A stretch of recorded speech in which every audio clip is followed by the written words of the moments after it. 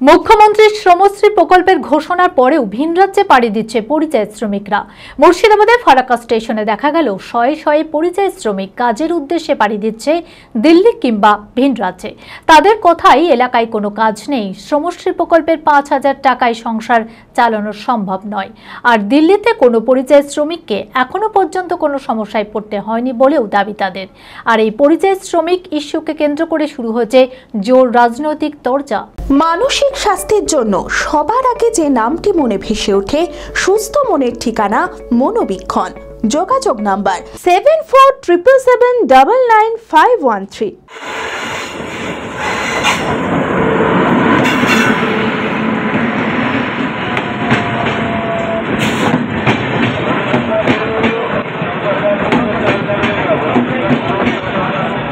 রাজ্যের বাইরে কাজ করতে যাওয়া পরিযায়ী শ্রমিকদের পড়তে হচ্ছে নানান সমস্যায়, চরম হেনস্থার শিকার হতে হচ্ছে তাদের। তাই রাজ্যের পরিযায়ী শ্রমিকদের কথা মাথায় রেখে শ্রমশ্রী প্রকল্পের ঘোষণা করেন মুখ্যমন্ত্রী মমতা বন্দ্যোপাধ্যায়। মাসিক ৫,০০০ টাকা ভাতা পাবে পরিযায়ী শ্রমিকরা। কিন্তু মুখ্যমন্ত্রীর ঘোষণার পরেও ভিন রাজ্যে পাড়ি দিচ্ছে পরিযায়ী শ্রমিকরা। মুর্শিদাবাদের ফারাক্কা স্টেশনে দেখা গেল শয়ে শয়ে পরিযায়ী শ্রমিক কাজের উদ্দেশ্যে পাড়ি দিচ্ছে দিল্লি কিংবা ভিন রাজ্যে। মালদার বিভিন্ন এলাকা থেকে এসে ফারাক্কা স্টেশনে দিল্লির ট্রেন ধরতে দেখা গেল শ্রমিকদের। তাদের কথাই এলাকায় কোনো কাজ নেই, শ্রমশ্রী প্রকল্পের ৫,০০০ টাকায় সংসার চালানো সম্ভব না। তাই পেটের তাগিদে ভিন রাজ্যে কাজে যাওয়া। জেলায় যদি কর্মসংস্থান থাকতো তাহলে এত সমস্যা হতো না। যেটা হবে না হলে হবে না। ৫,০০০ টাকাটা কি হবে স্যার? হ্যাঁ, ৫,০০০ টাকাটা কি হবে? ৫,০০০ টাকাটা মাসে বাড়ির ফ্যামিলি খরচা হয়ে যাবে নাকি? খরচাটা হবে না। কতদিন ধরে কাজ করছেন? কাজ এই তো নতুন হালি ধরুন, হ্যাঁ বেশি দিন হয়নি, ২-৩ মাস থেকে কাজ করছি। এটাই কাজে গেছেন বাইরে? এটা এর আগে গেছি, আর যাইনি। এরা কবে গেছিলেন? এই যে ২ মাস মতন হলো। কোথায় কাজে গেছিল?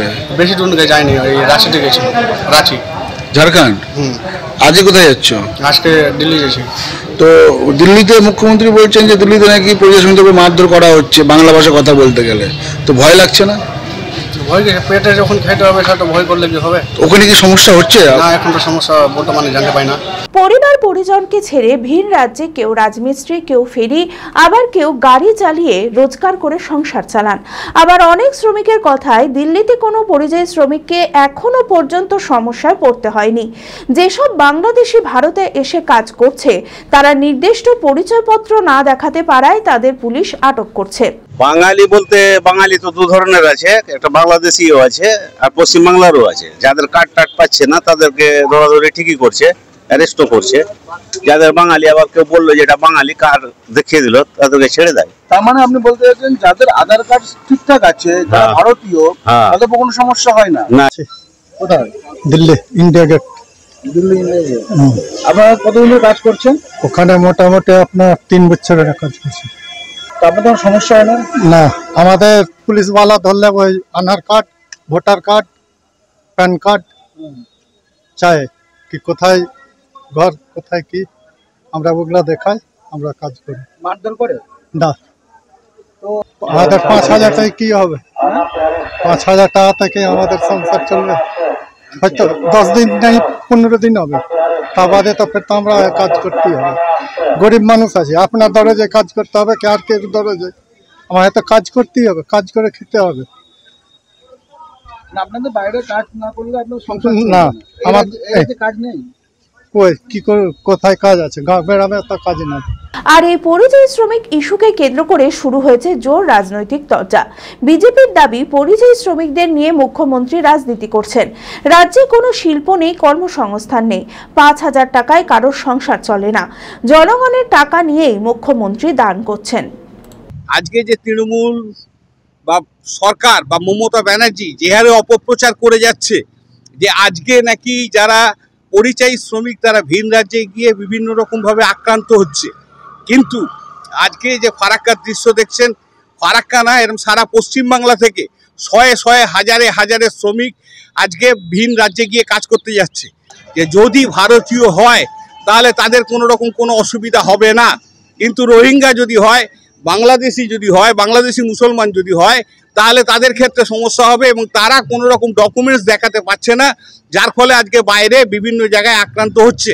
কিন্তু মমতা ব্যানার্জি সেইটাকে বিভিন্ন রকমভাবে রং দিয়ে আজকে এই বিজেপি সরকারকে বদনাম করার জন্য আজকে বিভিন্ন রকমভাবে অপপ্রচার চালাচ্ছে। আজকে শুধু ফারাক্কা স্টেশন না, সারা পশ্চিমবাংলার প্রতিটা স্টেশনে গিয়ে দেখতে পারেন যে হাজারে হাজারে শয়ে শয়ে শ্রমিক আজকে বাইরে যাচ্ছে, ভিন রাজ্যে যাচ্ছে। নমস্কার, আমার নাম ডক্টর দেবাদিত্য পাল। আমি এমডি ফিজিশিয়ান। তো আমি যতটা সুগার, বিপি, থাইরয়েড এই রকমের পেশেন্ট আমাদের ঘরে ঘরে এখন ঢুকে পড়েছে, এই পেশেন্টসগুলো দেখি তো প্রত্যেকটা পেশেন্টের প্রায় হয় কি আমাদের আইজিটা বেশি থাকে, ফ্লুটা বেশি থাকে। তাই জন্য আপনি খুব শীঘ্রই যদি কোনো সিমটম দেখেন, এমনি কাশি হচ্ছে, সর্দি হচ্ছে, খুব গাফিলতিতে না করে যত শীঘ্রই হতে পারে আমাদেরকে কাছে আসুন আর রিচ করুন আমাদেরকে। আমার হাই কোলেস্ট্রলের প্রবলেম ছিল। ডক্টর দেবাদিত্য পাল এমডিকে দেখানোর পরে উইদিন 1 মান্থ একদম নর্মাল রেঞ্জে চলে এসেছে। ব্লাড প্রেশার এবং আপনার সুগারের রোগে ভুগছিলাম। আমি স্যার দেবাদিত্য পাল মহাশয়ের কাছে দেখাতে এসে আমি খুব উপকৃত হয়েছি। প্রেশার দিয়ে ওই সাদা রকম একটা হয়েছিল, জ্বালানি হয়েছিল, ওই এখন দেখে অনেক ভালো আছি। ডাক্তার দেবাদিত্য পাল। টিবি হয়েছিল প্রায় 4 মাস আগে। হ্যাঁ, বুকের বাম দিকে জল জমেছিল, অনেক বেটার ফিল করছে, জলটা অনেক কমে গেছে, একদম সুস্থ। ডক্টর দেবাদিত্য পালের সুপরামর্শ নিতে আজই যোগাযোগ করুন জিটি হেলথ কেয়ার।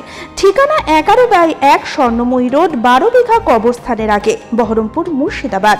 বিশদে জানতে যোগাযোগ করুন 8927499942 নম্বরে।